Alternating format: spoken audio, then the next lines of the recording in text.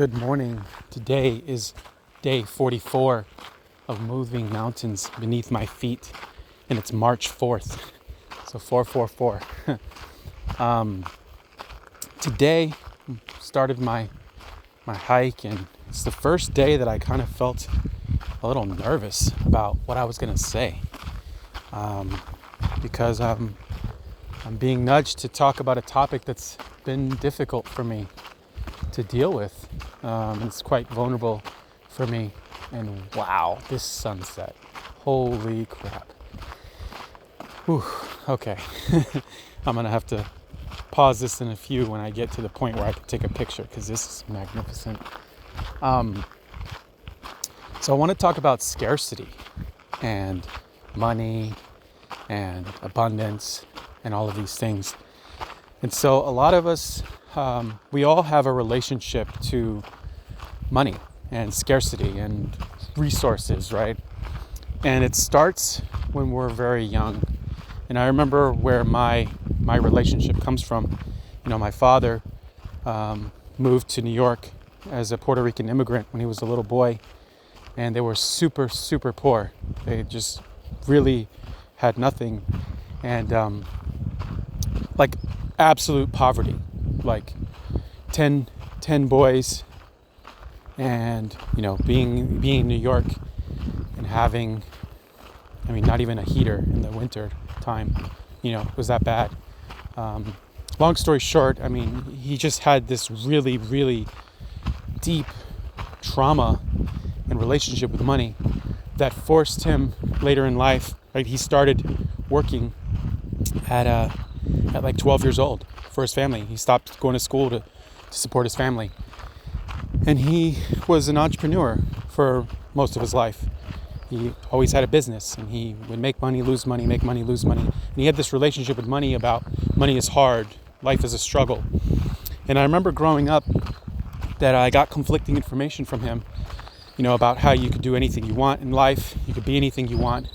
But then I watched him live his life in total struggle growing up. You know, it's probably really windy.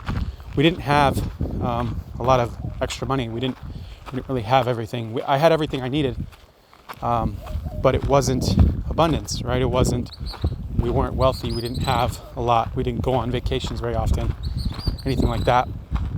And I watched him treat money as something that was so hard, and you had to fight for it, struggle for it. And life was only about, oh my God, this sunset. Life was all about struggle and just getting by, survival, right? And this is the case for most people.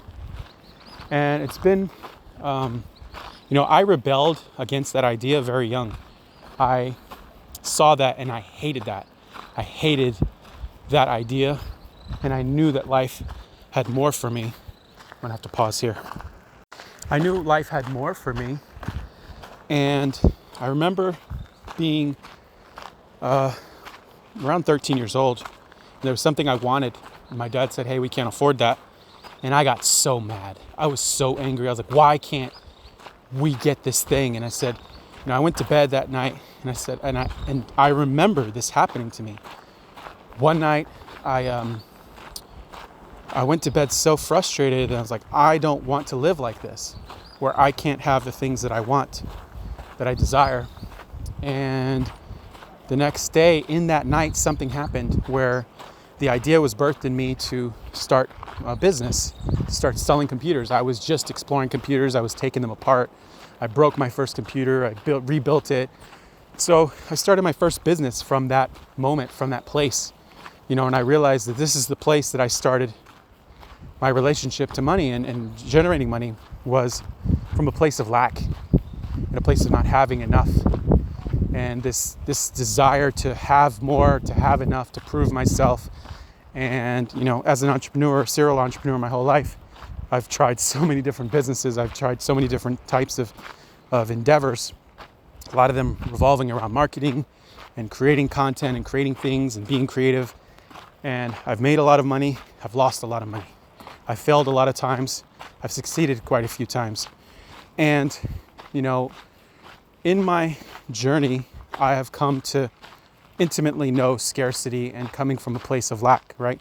It's like when you want something, when you desire something, are you looking at the fact that you don't have it, or are you looking to create something new, right? And it's like when you focus on what you don't have, that's like the vibration that you're putting out into the world. It's like this vibration of lack, this vibration of scarcity.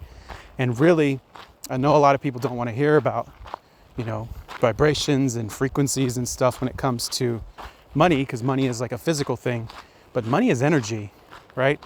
And you can repel money from yourself. You can repel money in your life by your energetic. And, I know this to be true in my life. Last year, I lost, over 6 figures of value, and it sent me into a very hard period in my life for the next several months, right? It really forced me to examine my relationship to money, and I'm still examining it. I'm still looking into this, and I don't know that I'm going to be able to get through my whole thought here in the 10 minutes, but I'm going to try to share what I have in my head, my heart. In examining my relationship with scarcity and money and lack and this feeling of not having enough, I have learned that from that place, it's very hard to create more.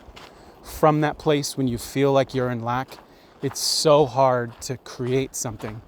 And so you have to, at least I have had to, find ways to feel into where I did have and what I do have, and focus on what I do have, and think about the abundance that is all around me, right? That because scarcity and lack is not natural, right? In nature, the grass doesn't struggle to grow. The grass just gets what it needs and it grows.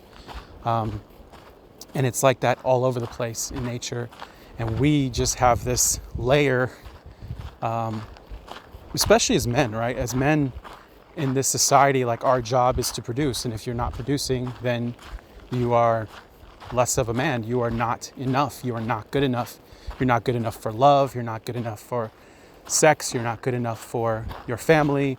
You're not good enough for a lot of things, right? Because you're not a producer. That's the programming, right? And it's something that I think so many people struggle with, that they don't even want to talk about, or they don't want to share. And I'm just here being vulnerable with the situation that I have been in. I have been in a very hard time because of my decisions. I made good decisions that led me to really good places, and then I didn't plan for the future the way I needed to, and all of that was taken away. And so from this place of lacking and needing something, it is nearly impossible to create. And so I've had to reach for, like I said, the feeling of everything that I do have, of being thankful for the money that I do have, being thankful for the things that are in my life, being thankful for the relationships and the connections, being thankful for the environment that I'm in, finding things to feel more abundance, feel less scarcity, right? And really confronting the reality of a situation that is changeable, but it's only changeable if you can come at it from the right place. And so I would, like I said, this is a complex subject, and obviously it's not going to be resolved in 10 minutes. I have 1 minute left.